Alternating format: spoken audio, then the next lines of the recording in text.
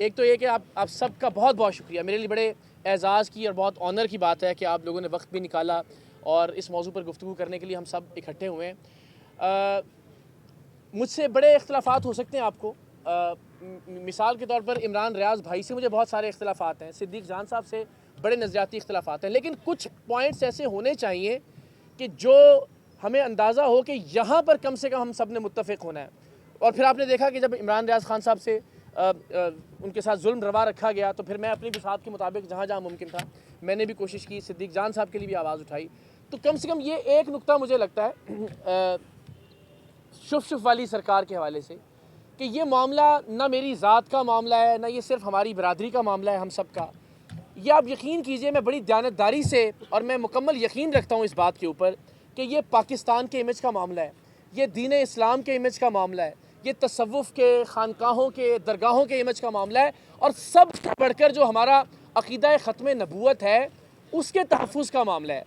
آپ یقین کیجئے ایک ایسا آدمی کہ جو بسم اللہ ٹھیک سے نہیں پڑھ سکتا, میں اللہ اور اس کے رسول کو گواہ بنا کے آپ کو یہ بات بتا رہا ہوں کہ اس آدمی کو نماز پڑھنی نہیں آتی.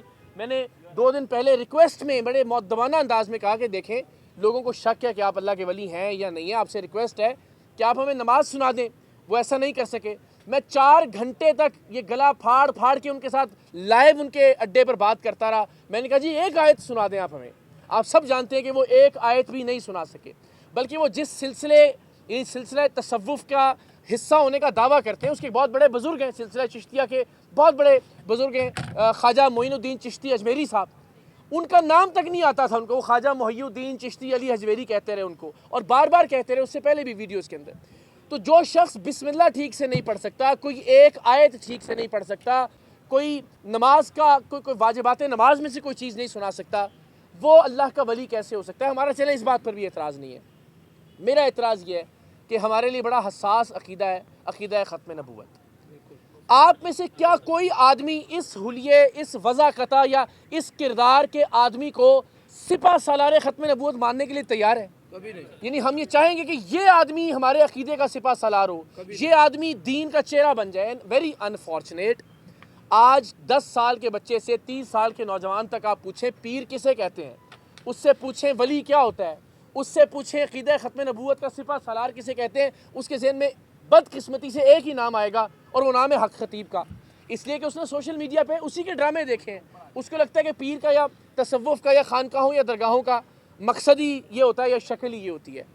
اینڈ ناٹ اونلی دیٹ, آپ تصور نہیں کر سکتے. اب جب سے ہم نے اس کو شروع کیا تو ہمیں اندازہ ہوا روزانہ کی بنیاد پہ درجنوں ویڈیوز آ رہی ہیں. بلال یہاں موجود ہیں, گواہ اس بات کے, جو لوگ متاثر ہیں ان کے. بلوچستان سے ایک کینسر کی مریضہ چلتی ہے, سندھ سے ایک 10 سال کا معذور بچہ چلتا ہے جس سے یورین بیگ لگا ہوا ہے, اور وہ 12 بار سفر کر کے جاتے ہیں اس بدبخت کے پاس, اور یہ 12 بار بلاتا ہے کہ جی ایک دم, پھر دوسرا دم, پھر تیسرا دم. کیوں؟ کیونکہ پورے پاکستان میں اس کا ٹرانسپورٹ نیٹ ورک ہے. یعنی اگر آپ نے لاہور سے جانا ہے نا بلاوڑا شریف تو کوئی بس نہیں جائے گی وہاں پہ. اس کے ایجنٹ جو ہیں وہ آپ کو بتائیں گے کہ جی پیر مکی سے بدھ کے دن اس ڈیٹ کو بس چلے گی, اور جہاں 4,000 روپے کرایہ ہوگا 40,000 روپے کرایہ لیا جائے گا. تو ایک ذریعہ آمدن تو یہ ہے, لوگوں کو صرف ذلیل کرنے کے لیے 12 بار 15 بار بلوایا جاتا ہے. اور وہ لوگ بیچارے جن کے گردے فیل ہو چکے ہیں, جو ڈائلیسس پہ ہیں, جن کی کیمو تھراپیز ہو رہی ہیں, وہ لوگ جن کے بچے معذور ہیں, جن کی بزرگ والدین بیماری کا شکار ہیں, ان لوگوں کو بار بار بلایا جاتا ہے. پھر وہاں پہ 2 دن انتظار کروایا جاتا ہے. ان کی خادمہ کل ہمیں بتا رہی تھی کہ یہ اتنا بدبخت آدمی ہے کہ یہ اپنے کمرے سے پردہ بار بار ہٹا کے دیکھتا ہے کہ نیچے رش لگا یا نہیں لگا, اور جب تک رش نہیں لگتا یہ حضرت صاحب باہر نہیں آتے شف کرنے کے لیے. اس رش لگانے کی وجہ سے 2 دن انتظار کرواتا ہے, سردی میں, گرمی میں, حبس کے موسم میں, برف باری کے اندر ذلیل و خوار کرتا ہے. لوگ بیچارے آپ نے بھی دیکھا کہ لائنوں کے اندر لگے ہوتے ہیں اپنے مریضوں کو ویل چیئرز کے اوپر لے کر, صرف اس لیے کہ ذرا اس کا ششکا بن جائے. پھر وہ لوگ جو 12 بار جاتے ہیں اور جب وہ کہتے ہیں حضرت ہمیں تو علاج آرام نہیں آیا آپ کی شف سے, تو پھر یہ کہتے ہیں اچھا آپ نے کوئی غلطی کی ہوگی. یعنی اس کو بولتا ہے کہ جی آپ نے لہسن نہیں کھانا, آپ نے بڑا گوشت نہیں کھانا وغیرہ وغیرہ. کہتے نہیں آپ نے ان میں سے کچھ چیز کر لی ہوگی, لہٰذا اب 12 بار بلاوڑا شریف آئیں. اگر کلر سیدہ پہ ہے, کلر اگر بلاوڑا ہے تو کلر سیدہ پہ بلاتا ہے. پھر جب 12 بار مزید بلایا جاتا ہے اس کے بعد پھر اس کے چیلے کہتے ہیں حضرت آپ کے اوپر بڑا سخت کسی نے جو ہے نا وہ کالا جادو کیا ہوا ہے, لہٰذا آپ 80 دیگیں دیں. بندہ کہتا ہے جی چلے ٹھیک ہے میں گھر بیچ کے میرا بچہ ٹھیک ہو جائے, میری ماں ٹھیک ہو جائے, میرا بھائی ٹھیک ہو جائے, میں اپنے زیور بیچ کے, اپنا گھر بار بیچ کے, اپنی زمینیں بیچ کے میں دے دیتا ہوں پیسے, میں دیتا ہوں دیگیں, بتائیں کدھر دینی ہے؟ کہتے ہیں دیگیں نہیں, پیسے میں دے دیں ہم. اس کی ریکارڈنگز موجود ہیں ہمارے پاس.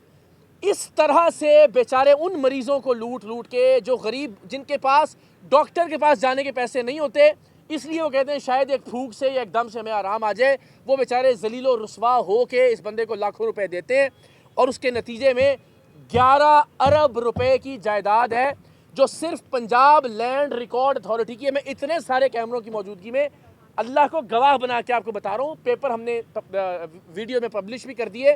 صرف پنجاب لینڈ ریکارڈ اتھارٹی, اس میں ڈی ایچ ایز نہیں ہے, اس میں بحریہ ٹاؤن کی پراپرٹیز نہیں ہے, اس میں اسلام آباد کی پراپرٹیز نہیں ہے, اس میں کے پی کے کی پراپرٹیز نہیں ہے, اس میں سندھ کی پراپرٹیز نہیں ہے, اس میں پاکستان کے باہر اس کے اثاثے نہیں ہیں, اس میں اس کے سونے کے تاج نہیں ہیں جو لوگ اس کو پہناتے ہیں, اس میں اس کے ہیرے کی انگوٹھیاں نہیں ہیں, اس میں اس کی اربوں روپے کی, کروڑوں روپے کی نہیں, اربوں روپے کی گاڑیاں شامل نہیں ہیں, اس کے ڈالر اور پاؤنڈ جو کیش کی شکل میں یہ منی لانڈرنگ کر کے منگواتا ہے پاکستان کے باہر سے جہاں جہاں یہ جاتا ہے, میں وہ شامل نہیں ہے. صرف پنجاب کا جو لینڈ ریکارڈ اتھارٹی کا ریکارڈ ہے اس کے مطابق 1100 کروڑ کی پراپرٹیز ہیں, جسے مانا ہے, یہ ڈینائی نہیں کیا اس نے بعد میں جو انٹرویوز دیے اس نے کہا جی میرے پاس 1100 کھرب بھی ہو تو کم ہے, آپ صرف 11 ارب کی بات کر رہے ہیں. اور کیا پھر بدبخت آدمی کہتا ہے میں نے ختم نبوت سینٹر کے نام پر یہ پراپرٹیز لی ہیں.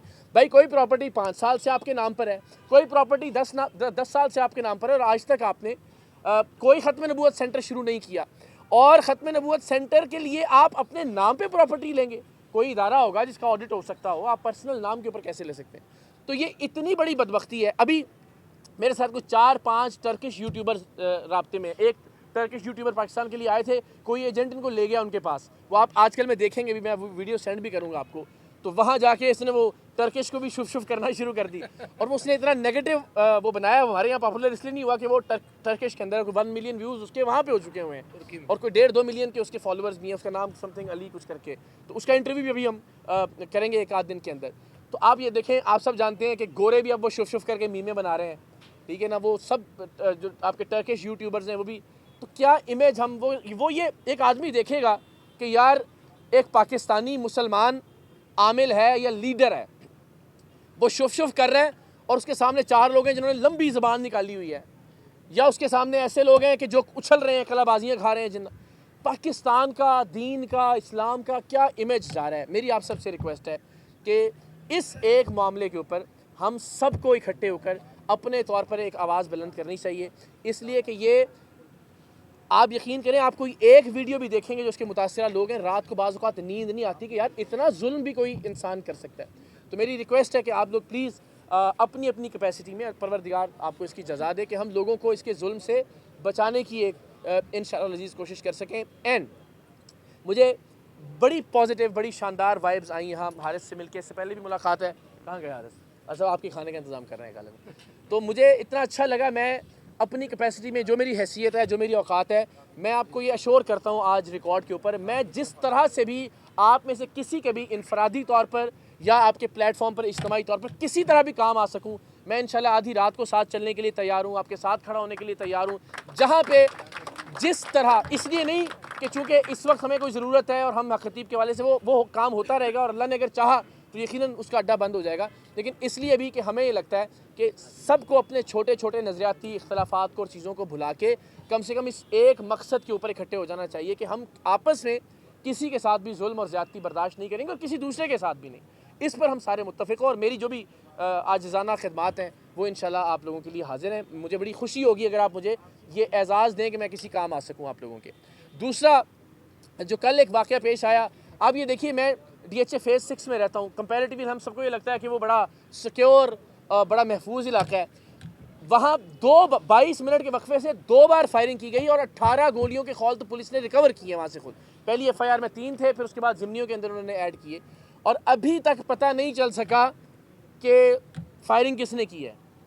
یعنی جس سوسائٹی کے ہر دوسرے گھر پہ سی سی ٹی ویز لگے ہوئے ہیں, جہاں ڈیفنس کی اپنی سیکیورٹی کے کیمراز ہیں, جہاں پہ لاہور کا جو سیف سٹی پروگرام ہے اس کے کیمراز ہیں, جہاں جو سکولز ہیں ارد گرد اور بلڈنگز ہیں ان کے کیمراز ہیں, لیکن ابھی تک پتہ نہیں چل سکا اینڈ آئی ہوپ کہ پتہ چل جائے. میں نے اس میں بھی کوئی سنسنی خیزی نہیں ڈالی کہ جی خطیب نے کروایا یا فلاں نے کروایا, سو دیٹ کسی کو یہ نہ لگے کہ کوئی پرسنل گرج ہے یا میں کوئی وکٹمائزیشن کارڈ کھیل رہا ہوں اس کے اوپر. مگر یہ کہ بہرحال مجھے آپ ماریے, مجھ پہ گولیاں برسائیں, میرا سینہ حاضر ہے. میں نے ہمیشہ مار بھی کھائی ہے, میں نے گولیاں ان کا بھی سامنا کیا ہے, میں نے جیلیں بھی کاٹی ہیں اس ملک کے اندر, میں نے ہر طرح کا تشدد برداشت کیا ہے میری ذات کی حد تک ہے نا. یہ بڑی زیادتی ہے کہ یار آپ کسی کے گھر پہ جہاں میری والدہ بھی ہیں, جہاں میرا بچہ ہے, جہاں میرے بھتیجے بھتیجی ہیں, یہ میرا خیال ہے کہ یہ ایک لمٹ ہے جسے کراس نہیں ہونا چاہیے تھا. اب یہ جس نے بھی کیا ہے, یہ مجھے بڑی تکلیف اور اذیت ہے اس بات کی کہ میری فیملی کے بچوں کو ہراساں کیا گیا. میرے ساتھ آپ مجھے مار دیجئے, کوئی مسئلہ نہیں, میں تو یہاں بھی موجود ہوں اور ہر جگہ بغیر اس کے گھوم رہا ہوں, لیکن یہ ایک لمٹ ہے. اور میرا خیال ہے کہ اس معاملے کے اندر میرا یہ عزم ہے کہ انشاءاللہ ہم ہر قانونی حد تک جائیں گے اور جو بھی لوگ اس میں ملوث ہیں انہیں کیفر کردار پہنچائیں گے. گھر کو یا فیملی کو انوالو نہیں کرنا چاہیے. میرے ساتھ نظریاتی اختلاف ہے, مجھے آپ کو لگتا ہے کہ میں نے غلط کیا ہے, میں حاضر ہوں, میرے ساتھ آپ جو بھی کرنا چاہیں قانونی طور پر بھی اور ویسے بھی, but this was some thing جس نے مجھے بڑا ڈسٹرب کیا ہے کہ بچوں اور فیملی جہاں موجود ہے وہاں پہ اس طرح کی حرکت نہیں ہونی چاہیے. اینڈ آئی ایم شیور کہ اس پہ سارے لوگ ہم سب متفق ہوں گے کہ اس حد تک بہرحال اختلاف میں نہیں جانا چاہیے. اور انشاءاللہ مجھے امید ہے کہ آج ہمارا یہ ملنا ایک بڑا پازیٹیو ثابت ہوگا. میری خدمات ہر سب میں نے کہا کہ جس طرح سے بھی ہے میں انشاءاللہ رینڈر کرتا ہوں. کبھی آپ آدھی رات کو بھی کہیں, میں میرا گھر, میرا دفتر, ہر طرح سے میں انشاءاللہ آپ کو گیدرنگز کرنا چاہیں وہاں بھی کچھ چھوٹی سی ایک جگہ موجود ہے, ہر طرح سے انشاءاللہ عزیز میں حاضر ہوں. اور مجھے یقین ہے کہ ہم سارے ساتھ مل کے, اللہ تعالیٰ آپ کو سلامت رکھے. مجھے بہت اچھا لگا اور اس میں کوئی شک نہیں ہے کہ یہ جو حارث کے اندر جو ایک لیڈرشپ کوالٹی میں نے دیکھی, جس طرح سے یہ لڑنے مرنے کے لیے تیار ہیں, جن کے ساتھ یہ کھڑے ہو جائیں. آج بھی ہم ہائی کورٹ بار نے بھی ہم وہاں موجود تھے جو ان کی نئی الیکٹڈ کیبنٹ ہے, تو انہوں نے بھی کہا کہ جی ہم آپ کے ساتھ ہیں. تو وہاں ایک صاحب نے کہا کہ یار جے کسی دے نال چلیے نا تو پھر انہوں پتہ لگے کہ نال چل رہے ہیں, تو جے کسی دے خلاف ہوئیے تو انہوں بھی پتہ لگے کہ کسی دے خلاف. تو یہ حارث مجھے لگتا ہے کہ جس کے ساتھ چلنے والے اس کو پتہ لگے کہ یار کوئی نال چل رہا ہے. خطیب کو بھی پتہ لگ گیا. ہاں جی جی.